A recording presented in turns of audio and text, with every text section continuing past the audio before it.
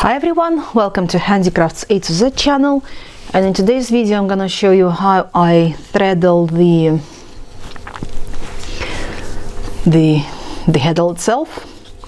So what I do is I usually either start from the left.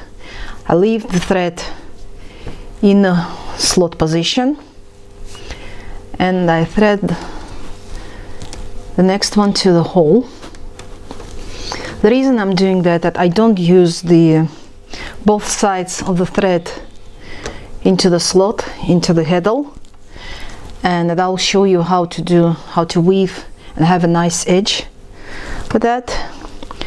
So once I've done this part, I put it on the side.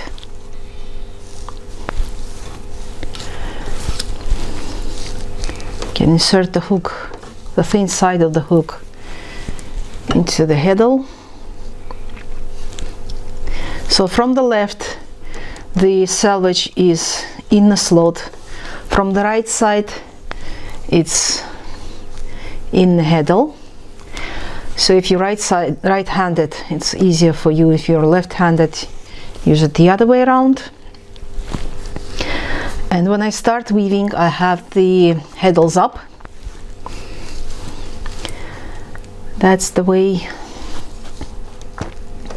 to make nice selvages without any extra worries and squishy stuff, and you don't need to use the fishing line, because I was using the fishing line with and it broke down 2 heddles, so it's quite expensive way to learn.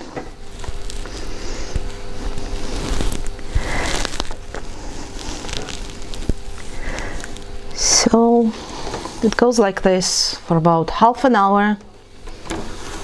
Usually pick up like two threads at once, and thread like this. I know my camera shows blue, haven't figured out the white balance this time. I don't know why it keeps resetting. It shows everything in blue.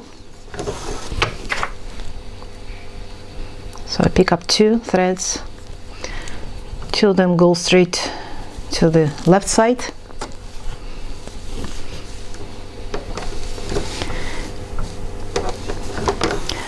Make sure you have everything straightened and in order.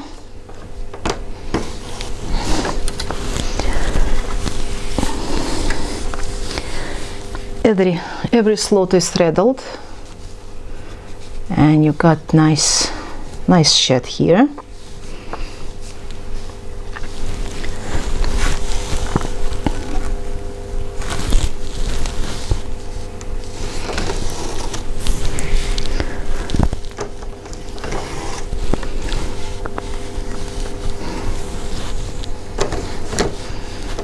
I got this little Eliza Doolittle here. He's not happy that I don't pay attention to him. He's huffing and puffing here. Rudy, my Irish setter. So all the funny noises you can hear, that's him expressing his feelings that I stopped petting him.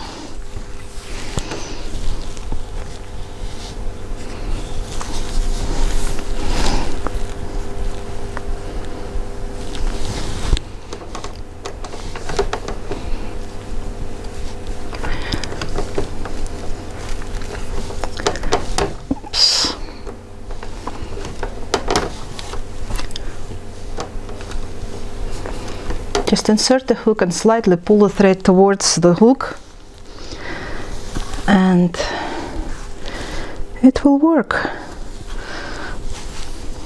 As you can see, I just pull the thread towards my working arm, my working hand, and I slightly twist the hook on the other side, and it picks up the thread.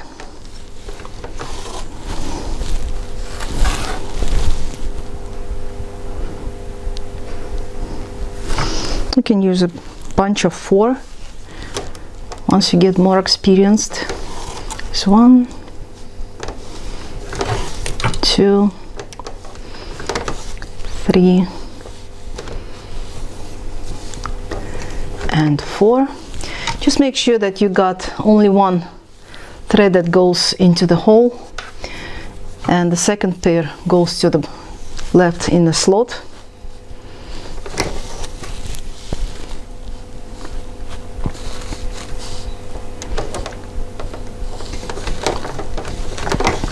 So I'll continue with this. I'll switch off the camera and I'll come back when I finish this part. Now the best thing to keep your tension is to tie to the beam when your heddle is in down position, because obviously you need to have some space, because the thread, the warp that goes into the hole will be under higher tension than those that are going into the slot. So when you tie it on, make sure that the heddle is down. And what I do, I pick up 5 bunches of threads from up and down, and I tie it to this wooden plank on the beam.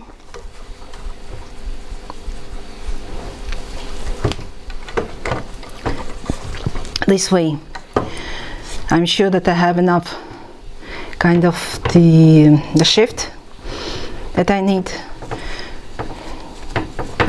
so you don't have to have the, you won't have this situation when the threads in the slot are under looser tension, that it happens to those that are in the hole. And so I got 5 slot, 5 hole.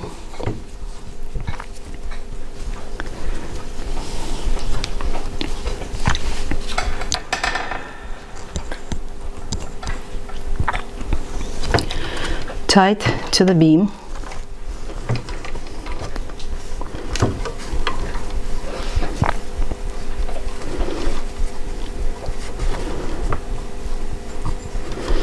It's easy to have them placed like this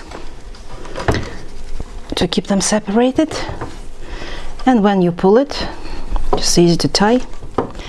It's also very convenient when you have these threads separate, so you untie and just pull one side instead of untangling the rest of the thing. And the same thing happens here from this side.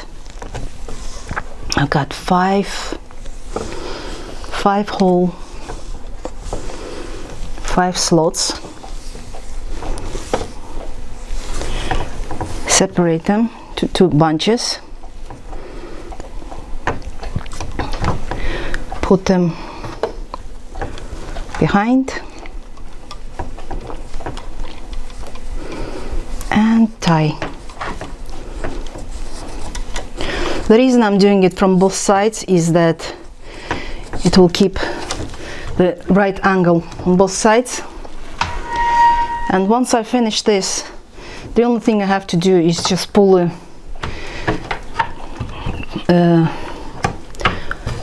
advance a bit, and then I make sure that I got enough tension for everything.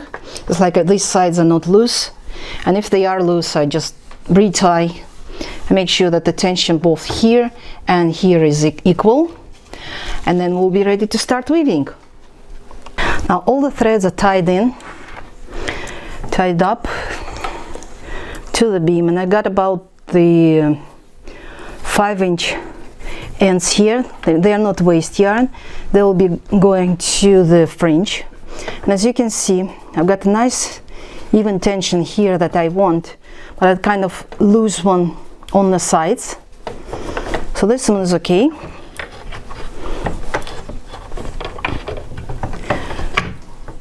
And you can see this one goes nice and solid, this one goes too far, So I have to retie for about these 3 from each side, and let me get my camera in place,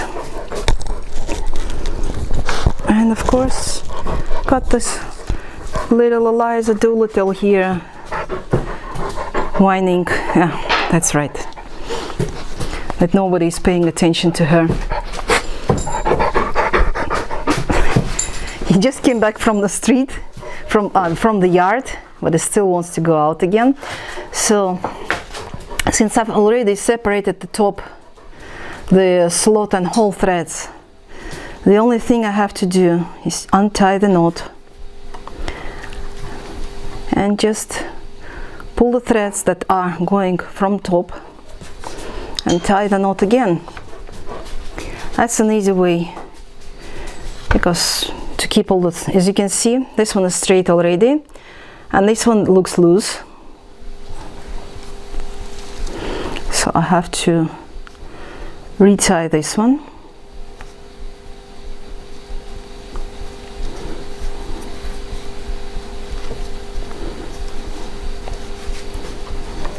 So it goes like this for all the ties. The reason I'm doing it in small bunches is that, first of all, it's easy to control the tension, and also when you have this small distance between the ties, you don't need so many waste yarn to use. And so generally when I start weaving, I'll be weaving at this end, so generally I will have about 11 inches of warp left for the fringe, and that's it. Untie, straighten the tension.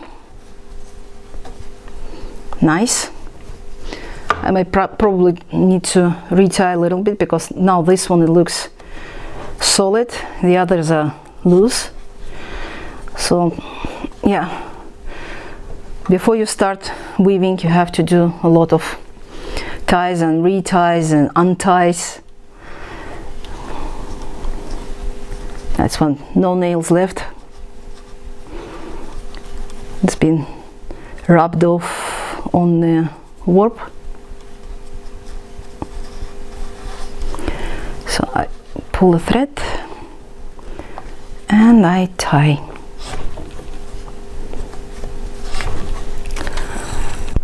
As you can see, this one side is nice and solid. The tension is even on top and the bottom. And if I check it here, it's nice at the bottom, but it's very loose at the top. So I will retie everything, make sure tension is even, and this will be it for today. And the weaving part will be tomorrow. Stay tuned for more videos. Bye.